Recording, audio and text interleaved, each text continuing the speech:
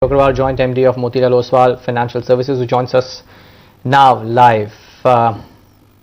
Raamdeo, okay, we'll just get across to him in a bit. I think he'll just about start hearing us, but watch out, the numbers were slightly better than estimates, so pertinent to get in his view. Raamdeo, hi, great to have you. Thanks so much for joining in.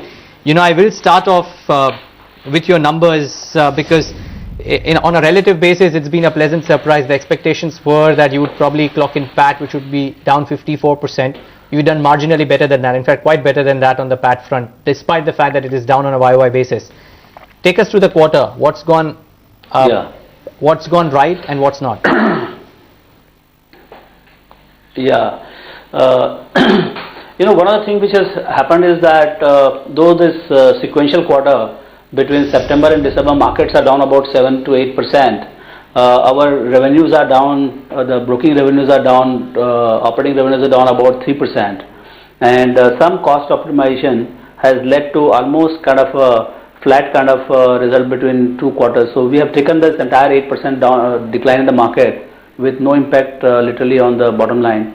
So adjusted profit, operating profit is about 26 crores, over 26 crores. But year on year, if you look at it, we are down almost like 38% over last year for this quarter, Q3 over Q3 last year.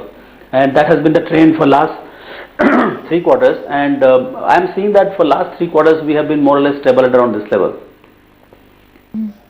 What about individual businesses and, a breakup really of how the broking business is done versus the investment banking division? Yes. So what has happened is that broking business is clearly down with the market year on year and even sequentially. Investment banking business is also down quite a bit in this quarter. So there is not much of deals happening. Our deals pipeline is very strong, and yet deal closure because of the current conditions in capital market is not very good. So there is a these two businesses are somewhat depressed. But on an asset management side, because of steady performance on the portfolios, there is a kind of stability, and we are seeing some amount of net inflow in our funds. And private equity also, we have raised money. So all in all, asset management has done better than other quarters in this quarter, and that has kept the bottom line at a steady pace despite the decline in the other two businesses, broking and iBanking. Right, Mr. Agrawal, this is Tanvi here. Is that going to be the focus area going forward, long-term capital or long-only funding that will perhaps drive growth for Motilal Oswal, given that broking and investment banking are being a bit sluggish? Yes, it is sluggish at this juncture, but we are passing through almost kind of a depressed market. I hope we are passing through the bottom of the market right now. So as we go into the second half of next year, it is expected that markets will revive and we'll see pickup in broking revenue and even in investment banking deals. So I am much more optimistic on our main line of business, that is broking and IB. And of course, steady pace, we should be growing our asset-based businesses. But the big delta will come from broking and iBanking in next 2-3 years. Raamdeo, is that a feeling that you have? I mean, is it more hope that we might be passing through the bottom of the market? I'm just trying to get a sense of what do you feel, because we just kick-started the earnings season. They may not give the exact line, but what's your sense? Yeah, that's the sense I have, that this 45, 4700, what we have seen is probably most depressed kind of situation. I mean, you are at about 12.5, 13 times next year's earnings. Maybe it can go down by another 8-10%. Worst comes to worst, but I think I would think it is almost kind of a depressed state, but it can prolong. I mean, at this in this kind of a state of affair, we can be there for 4 quarters, 6 quarters, 8 quarters. You never know. So it's not that once we are passing through the bad time, it means that boom is ahead. Yes, boom could be ahead, but it could be 2 years away or 3 years away. Nobody knows.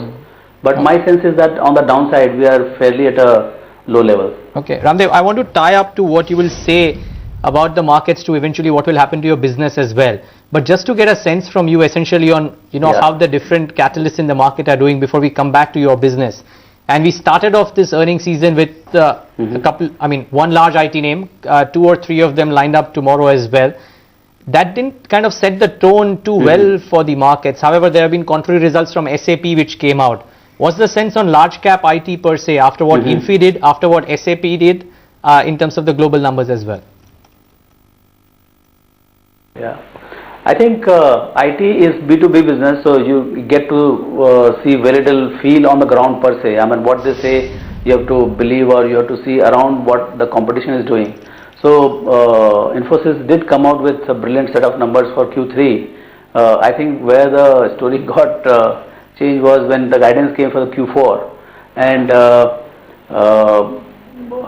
so that's where the disappointment came in. I think management clearly didn't want to guide for the next year. So I think the external environment in developed market is not that predictable, and it could be spooky in the sense that it is up now, then maybe after a quarter it could be down. So I think there is some kind of uncertainty which is reflected in the guidance.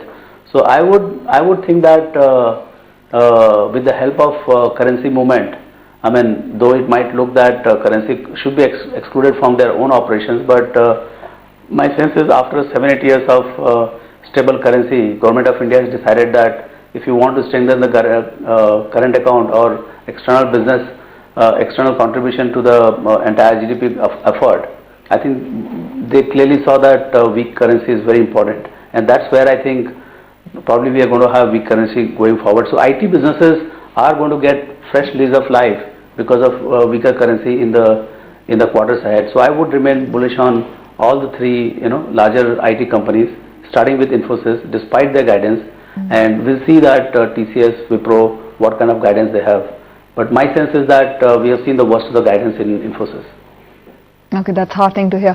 Mr. Agrawal, I was just going through some reports on the institutional side where they were looking at interest rate sensitives, getting into some sort of a re-rating zone for the entire Asian region, of course not making India an exception there. Do you see that kind of interest coming back into the banking and financial services space, particularly after this earnings season? If you actually see for last since start of the year, we are seeing that distinct preference for interest sensitives, and particularly in the developing countries like India and China. So we are seeing that all the banking stocks, the beaten down banking stocks, L&Ts of the world, capital goods, and even broking stocks and all, they have seen good what you call bounce back from the bottoms. So this time around clearly looks that people believe that we are at the peak of the interest rate cycle, and significant change will be visible in interest rates and inflation in next 12 months, and hence we are seeing far more traction in this particular theory than ever before. Okay, Raamdeo, so last couple of questions really from you, and I'll tie up what the next question to what you believe Motilal Oswal as an institution would do in the next 2 quarters. But you spoke about how it might be a prolonged slump and you don't know about it. I mean, nobody has a finger on how long can it last. What do you do in a market scenario like this? Sure. What pockets would you look at? Would you look at defensives and therefore enter into the consumption theme, or would you look at playing a high beta pocket or high beta pockets like infra or real estate which have been beaten down? What do you do in a market scenario like this? Yeah, I think one thing is I'm definitely personally I'm clear for the portfolios is that one should buy only quality. I mean, even if it is a beaten down cyclical or something, you must buy quality in them. When I say automotives are beaten down to some extent, some of the automotives are beaten down, but buy into say Maruti at this level or Mahindra at this level. So they are a large cap, unpopular right now. So one should buy quality at this point of time rather than buying the. And another thing is that there is a merit in looking at beaten down stocks at this juncture, but not buying quality would mean that there could be in a prolonged depressed market, you could see even further decline in the prices of low quality stocks. So one has to be very sure that what one is buying, one's capital is safe there, even particularly after the market stocks are beaten down. Just one word back onto your business, Mr. Agrawal. How many more quarters of pain do you see, or a performance where there would be dips in profits year on year before we can see some sort of a pullback, really, so to speak? Yeah, actually, I'm quite surprised at the resilience of 3 quarters of performance at our end, because markets have been very distinctly, kind of post Diwali or post March has been distinctly weak. There is a complete withdrawal of, very significant withdrawal of FI activity, institutional activity here.